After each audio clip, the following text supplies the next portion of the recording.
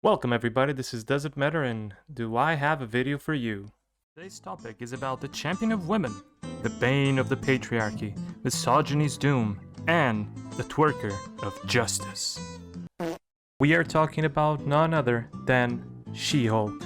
A show so bad, it seems to try and compete with the astronomical failure of Netflix's adaptation of Resident Evil. It's like both companies have this twisted competition on who can damage a franchise the hardest, and at this moment I would call it a draw. The show follows Jennifer Walters, Bruce Banner's cousin, who after a car crash and the power of plot development, gained the ability to turn into a Hulk.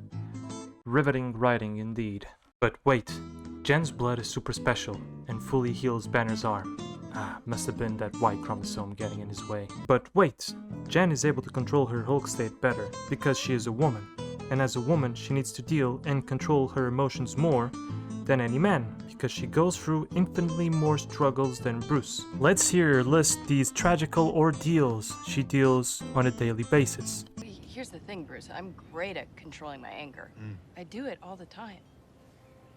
When I'm catcalled in the street, when incompetent men explain my own area of expertise to me, I do it pretty much every day because if I don't, I will get called emotional or difficult or might just literally get murdered. So I'm an expert at controlling my anger because I do it infinitely more than you.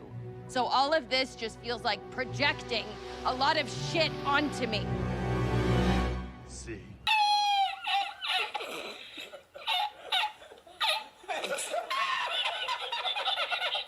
I love that one of the things that Jenny from the block complains here is mansplaining, then proceeds to womansplain to the Hulk how she hulks better. That's a verb now. I hulk, you hulk, she hulks. But let's sum it up. Her many trials on life are being catcalled, mansplaining, keeping her emotions in check, or she might be murdered? Huh? Now let's go through, the small ordeals that Bruce had to deal with. Probably nothing, as he's a man and he has his male privilege to shield him through existence. Bruce saw his dad beating his mother to death, which is okay, I guess. Became the Hulk, which caused him to be a fugitive through a large portion of his life, which, again, pretty easy to deal with. Guilt on not being able to beat Thanos, that caused half of the universe's population to be snapped out of existence. Lost his close friend Tony Stark, lost his love interest Natasha Romanoff during the events of Endgame, but worst of all, oh god, this is the worst thing he has to deal with. He's Jen Walters' cousin. And I don't wish that terrible fate to anyone. Hell, you know what? They should have just sent Jen to the front line there during the Infinity War. And she would just try to spout her bullshitting to Thanos and he would snap himself out of existence just to not bear one single extra second hearing all the stupid shit that comes out of her mouth. Now let's truly compare these side to side. Well, true, Banner has been through a lot, but on the other hand, Jen has suffered from acute mansplaining exposure. Poor thing, this is gonna be tough to judge. I sometimes wondered if these people ever learned about anything on the universe they chime in with their shows.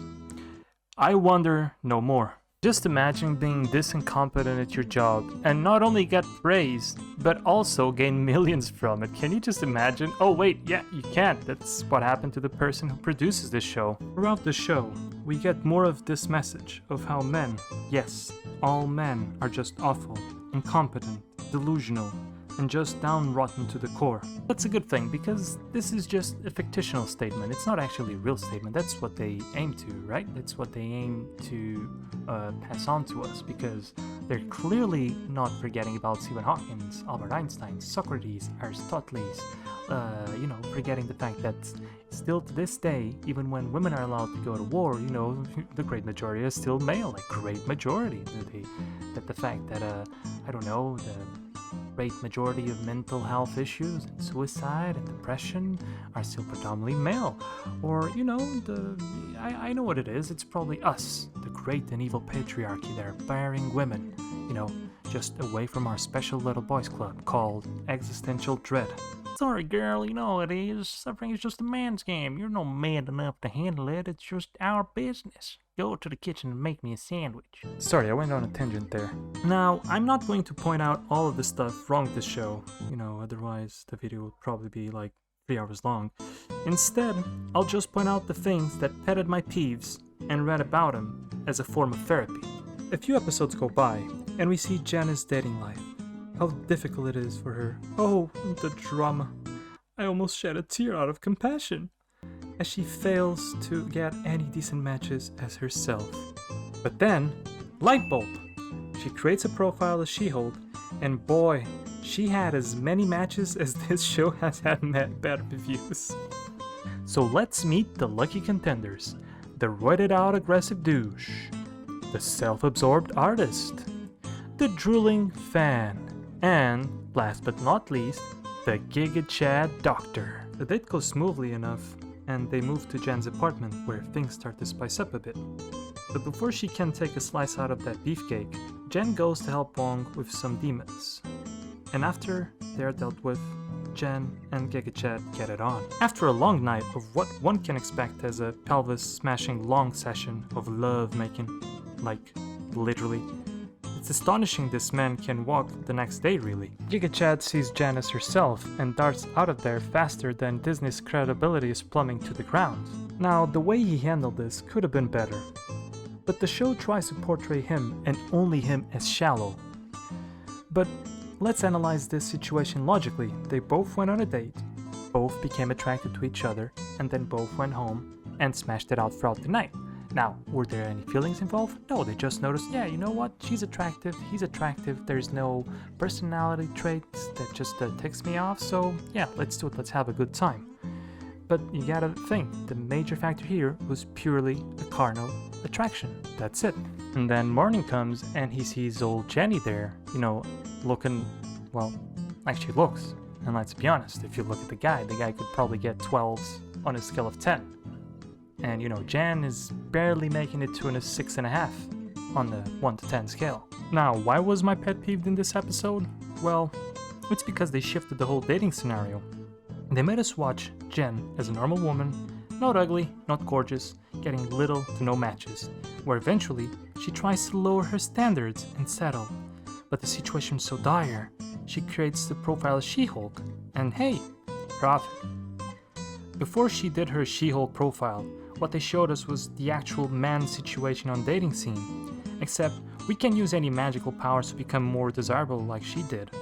They literally appropriated our struggle. And then she meets a man that doesn't have to settle, and we're supposed to think, oh, look at that chauvinistic pig. He only wanted her for her looks and her physique. Oh, how dare he.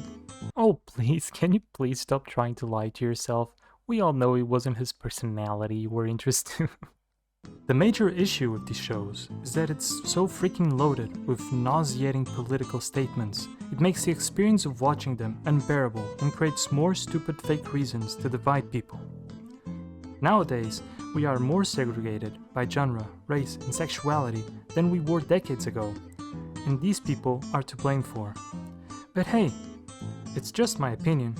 Does it even matter? Thank you for watching.